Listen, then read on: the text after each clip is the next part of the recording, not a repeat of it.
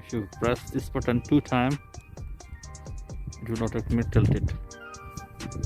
Here is the button for this, and you can tilt it, you can choose it where you want to do.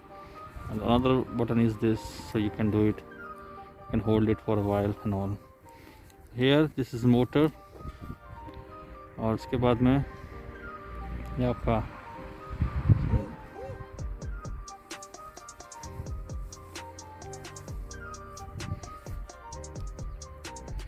आपको connect करना पड़ेगा सबसे पहले अपने Bluetooth के साथ। चलिए इसको कनेक्ट करते हैं।